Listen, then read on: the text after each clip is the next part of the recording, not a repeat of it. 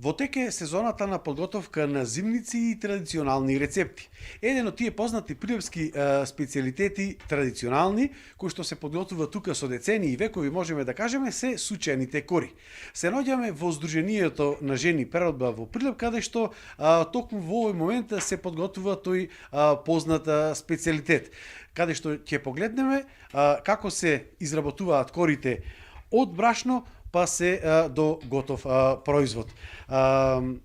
Како се започнува со подготовка на овој традиционален прилепски специјалитет, но го има и во другите градови на Македонија? Сега почнуваме со брашното, си тураме солца, масленце и јајцата ги кршиме, па млеко. Дали има одредена доза колку се става? Да, има. На 30 јајца се става 5 кила брашно и 800 грама млеко. И се замесува и малку масло се тура и се замесува да биде кора јајце. Значи 30 јајца, 30 кори излегува. Колку килограми тоа во кори би дошло?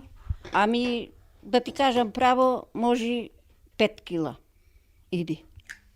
Тежина? Да, тежина. Кој ќе се исуша, 3,5 кила може тука е. Овој специјалитет вие го изработувате Да. комплетно рачно? Да, рачно и се сучи со сукало. Се замесува, па после се прави топчина и се сучи со сукало. Ние не знаеме со машина. Повеќето со нарачно оди. Традицијата наша прилепска е таја. Некаде со машини. Младите сега неќат со сукало, со машинка си работат. Си олеснува работата, ама ние постариве, што сме генерацијава, си сучиме со сукало. Значи, откако ќе се измеси тестото, се Да. добиваат вакви топчиња кои што потоа Да. се Се сучат, наречени ѓузлемиња. Да, Ајде да погледнеме како се сучи едно ѓузлеме.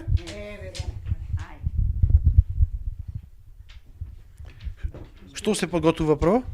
Го земаме џузлемето, тураме брашно, го сплескуваме со раката и после со сукалото го сучиме средна кора, не многу танка.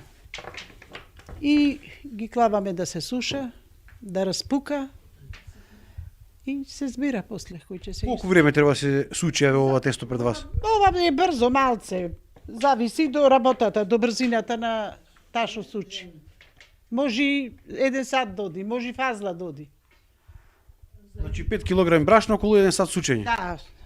Ама сама не може да сучи. Две да суча, една мора да и реди корите. Оти не можам да ми ја заносам кората па да се враќам. Ја сучам, му ја давам кората, ја доди, ми го враќа сукалото и си сучам пак. Значи како голем број традиционални наши македонски специјалитети не се подготвуваат сами, него во друштво. Во друштво. Некош и клававме на сонце, сега ни клаваме на сонце, клаваме под сенка. Кој че клавме на сонце, дури да ја клаеш кората, се та развива одма, распукува.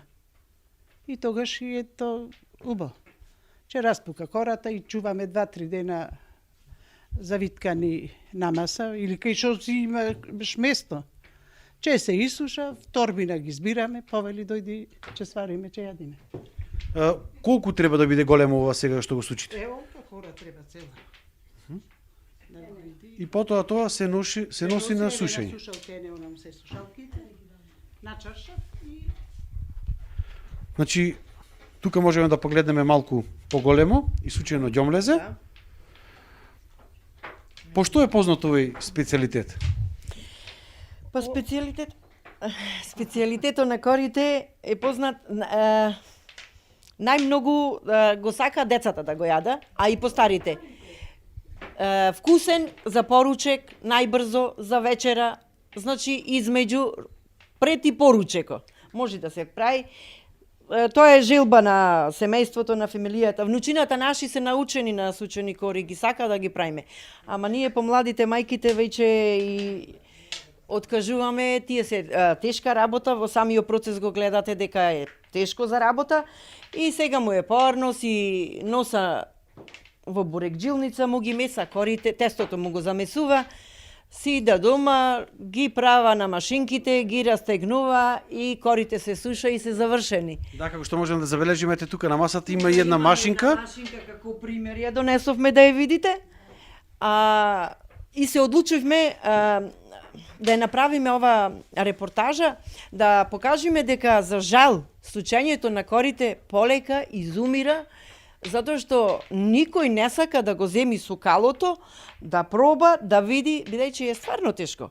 30 кори, а не се суча само 30, па и 30 за едната черка, 30 за сино, и за таа се збира многу и така да се тешка работа.